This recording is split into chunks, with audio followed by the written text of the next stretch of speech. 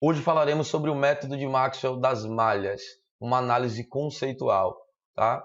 Já vai deixando o seu like, se inscreve no canal, ativa o sininho para as notificações e vamos pro vídeo.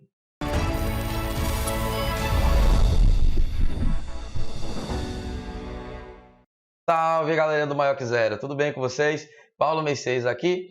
Vamos hoje entender conceitualmente, né, como é que funciona o método de Maxwell. Esse vai ser o circuito que a gente vai analisar e a gente vai ver como é que a gente constrói aí as malhas para que a gente consiga calcular as grandezas elétricas envolvidas nesse tipo de circuito, tá? A primeira coisa que a gente faz é identificar e nomear as malhas. Então, por exemplo, eu tenho aqui essa malha, eu vou chamá-la de malha A, né? E aí, malha a gente sabe que é esse laço fechado aqui, ok? Vou identificar essa malha aqui como malha B e essa malha como malha C. O outro passo que a gente precisa dar é definir o sentido das correntes. A gente tem que lembrar que os sentidos das correntes, no caso do método das malhas, a gente arbitra de maneira fictícia. Todas as correntes no mesmo sentido, inclusive. Então, eu vou definir aqui, por exemplo, na malha A, o sentido horário. Na malha B, também no sentido horário. Na malha C, também no sentido horário. Tá? A partir daí, a gente vai atribuir polaridades aos elementos. Então, as fontes de tensão, elas têm polaridade própria. Então, independente de qualquer coisa, o negativo dela continua negativo, o positivo dela continua positivo. A gente tem a outra aqui, ó, uma outra fonte, a gente coloca ela já como positivo e como negativo. Os outros elementos, que a gente chama de elementos passivos, a gente precisa atribuir a polaridade fazendo observância à corrente elétrica. Então, a corrente elétrica ela vai entrar no polo positivo, sair no polo negativo. Entrar no polo positivo, sair no polo negativo. Obviamente que eu estou olhando aqui do ponto de vista da corrente da malha A, certo? Então, a polaridade dos elementos, exceto na questão de fontes, né, que aí elas têm polaridade própria, mas quando se trata das polaridades de elementos passivos, eu preciso sempre observar do ponto de vista da corrente elétrica da malha que eu estou observando. Então, na malha A, está em essa configuração. Quando eu venho para a malha B, a corrente entra aqui no polo positivo, sai pelo polo negativo. Aqui tem polaridade própria e aqui ela entra pelo positivo, sai pelo negativo. Na C, eu já defini a polaridade aqui, né, da fonte, que é a polaridade própria, mas aqui ela entra por esse polo, sai por esse polo, entra por esse polo e sai por esse polo. Depois da gente atribuir as polaridades aos elementos, a gente agora começa a equacionar as malhas. A gente escolhe uma malha e vai seguindo a corrente elétrica dela e o equacionamento está em cima das leis de Kirchhoff, nesse caso da lei das malhas. Então vamos lá, como é que a gente equaciona isso? Olhando para o nó-A, o que a gente tem? Logo de cara a gente tem a fonte aqui, que ela tem, seguindo a corrente, ela começa pelo polo negativo e vai pelo polo positivo.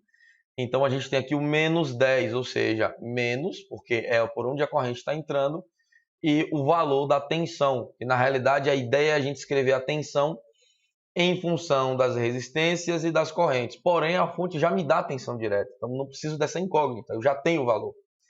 No caso aqui desse resistor, eu tenho aqui 2 multiplicado pela corrente IA, que está entrando aqui pelo polo positivo e saindo pelo negativo, e ela se encontra aqui. Porém, eu tenho menos IC, e do ponto de vista da malha A, o IC está invertido, a corrente está invertida com relação à malha A. Então, o IC, olhando aqui a polaridade definida pela malha A, o IC está entrando pelo negativo e saindo pelo positivo. Então, a gente foca ali na malha, nas polaridades atribuídas na malha e vai equacionando. Então, esse resistor aqui de 2 ohms, ele é percorrido por 2 correntes. A corrente da malha A e a corrente da malha C, que eu vou chamar respectivamente de A e IC e, obviamente, IB. Então, tá lá. 2 vezes IA menos IC. Por quê? Porque o IA está no sentido positivo e ele é positivo, e C está no sentido negativo do ponto de vista da malha A. Eu coloco ele como negativo. Aqui eu tenho para o 8 ohms a mesma lógica. Então, o IA descendo aqui e B subindo. IA entrando pelo polo positivo e saindo pelo negativo, logo ele é positivo.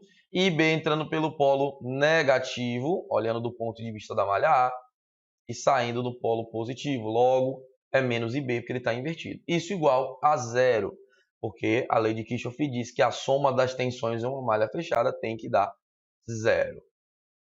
Na malha B a gente segue a mesma lógica, né? Se a gente for subir aqui, ó, do ponto de vista da malha B, a corrente IB ela entra pelo positivo e sai pelo negativo, mas a corrente da malha A ela faz o caminho inverso do ponto de vista da polaridade da malha B. Então eu tenho aqui 8, que multiplica IB menos IA, justamente por IB está no sentido positivo e IA no sentido negativo, mais 5 volts aqui. Por quê? Porque ele está entrando pelo polo positivo da bateria, saindo pelo polo negativo. Então é mais 5, mais 6 IB. E aqui a gente não tem outra corrente que não seja a própria IB. E agora temos aqui a malha C. Então na malha C a gente tem já o menos 5, porque ela está entrando pelo polo negativo da bateria e saindo pelo positivo. E eu preciso considerar como sinal a entrada da corrente. Tá? No 2 ele tem aqui o 2 ohms, ele está compartilhado entre A e C, né? Logo é a subtração de IC que está positiva aqui, porque ele está respeitando a polaridade, menos IA que está vindo no sentido contrário, mais aqui 4 ohms, né? Multiplicado por IC, que é a única corrente que participa desse cara aqui, tá?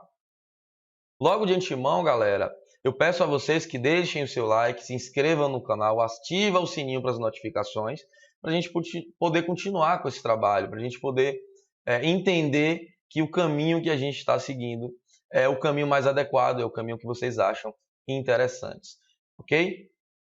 Bom, nesse caso aqui, é essa análise, tá? A gente equacionou aqui as 3 malhas e agora é partir para a matemática, tá? Em próximas aulas faremos isso, analisaremos nos circuitos, alguns circuitos, né?